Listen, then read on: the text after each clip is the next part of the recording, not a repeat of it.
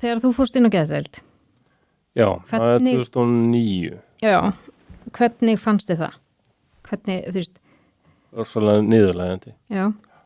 Ég bjóð það á Húsavík og vinur minn kom til mín og ég sagði hann bara, ég var búin að tala við lækni, ég var með rosalega sjálfsmórshugsanir og var farin að með dúkanni og bara farin að skera mig. Já. Þannig að vinur minn kom bara og sá bara ég eitthvað, já, ég er nú búin að skera mig og hann bara, guðmur.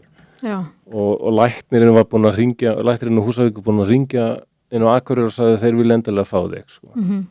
En það var ég hreinlega í sjálfsmórshættu. Ég veit það alveg. Ég kom þangað og þá er einhver mótþrói. Mér finnst þetta eitthvað neyðarlegt að leggjast inn á geðdeild og einhver uppgjöf og svona. En stundum á maður bara að gefast upp, sko. Já.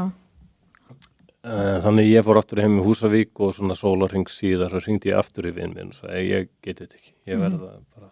Og þá labbaði þetta inn og eins og talaður A-samtökin og labbaði þetta inn og ég tek öllum leiðbeiningum. Þannig að það varð, ég var hérna alveg örugglega í 3 vikur á Akureyri. Já. Ég var vanur því minni vinnu að geðdeild að það þyrfti alltaf að vera lokað, svo fólk myndi ekki reyna að komast út. Ég mátti fyrir út og inn eins og ég vildi, sko. Ég vildi ekki fara út. Nei.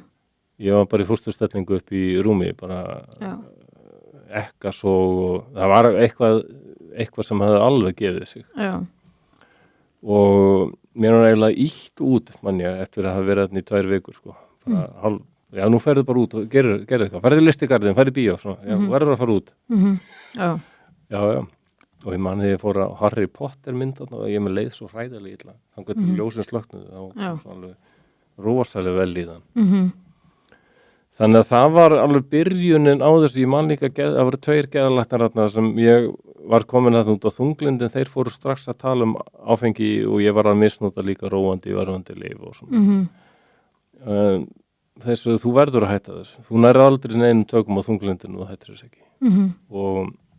Og ég hætti þessu og þetta var alveg rétt. Það er alveg nauðsynlegt. Maður á að tækla raunveruleikann edrú. Það finnst mér. Já. Það er erfitt. Já. En þannig á að gera það. Já, ég held að það virki ekkit öðru í þessu, sko. Já. Ef þú ætlar að fara að takast á við eitthvað að þú sért lyfjaður, það er bara... Já, það er bara... Þú veist, þá er ég að tala svona róandi lyf og eitthvað. Ég hef alltaf tengt rosalega við fyrri heimsstyrjöldina. Já. Það var undarlega. Já. Og ég er alveg búin að komast að því hvað það er.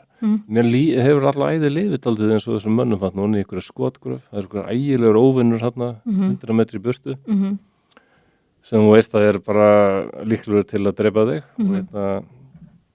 En þú þarft einhvern veginn að fara einhvern tímann að hlaupa á mótunum og bara þessi myndir af hermönnum sem ég sá þarna og ég tengd alveg við þetta lúk, að þeir voru alveg búnir. Enga tilfinningar í andlitinu og eyðilaðir fyrir lífstíð. Og mér líður alltaf eins og ég hafi bara verið á vígstöðunum sem ég var 8 ára gamall. Já.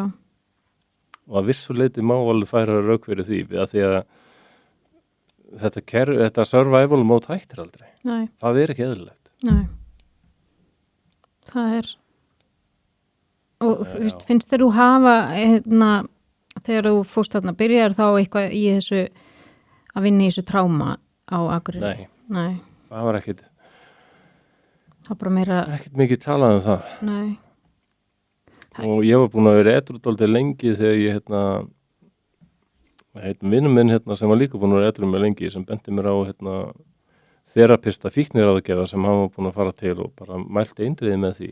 Ég fór til hennar og við náðum mjög góðu sambandi og ég er hjá henni ennþá, sko. Og það er voðalega gott að hafa líka mannesku sem þekkir alltaf eigin raun. Já. Alkoholisma, tráma, hvað sem er. En hún var nú mjög fljót þegar ég fór að segja henni mína sögu. Ég maður bara í fyrsta tíman sagði að þetta er rosalega áfallasaga. Þetta er bara mjög alvarlegt. Já. Og eitthvað sem mér viðbröðu voru bara, já, og svo what, hvað? Ég með þunglindi, ég losnaði það. Já. Getur þú tekið það frá mér? Já, og svo kom alveg nokkur ár þar sem ég var að kíkja til hennar reglulega og segja bara, mér líður ekki vel. Það er alltaf þessi grámi yfir mér og kemur alltaf þetta þunglindi, mér finnst lífið tilgangslaust. Ég er svo þreyttur á þessu. En á síðasta ári, það var alltaf þessi kulnun sem einhvern veginn fekk mig til að, þá var var mér bara sagt bara sestu bara leysibóginn þinn og horfðu bara á sjónvarpið, reyndu að gera ekki neitt, ekki gera podcast, gera sem minnst. Og ég var líka svo meiri, ég gat ekki lengur hort eða á horrormyndir, sérstaklega var verið að koma illa fram við annað fólk. Ég var ennþá erfitt með það. Já. Þannig að í þessari kulnun þá brast eitthvað.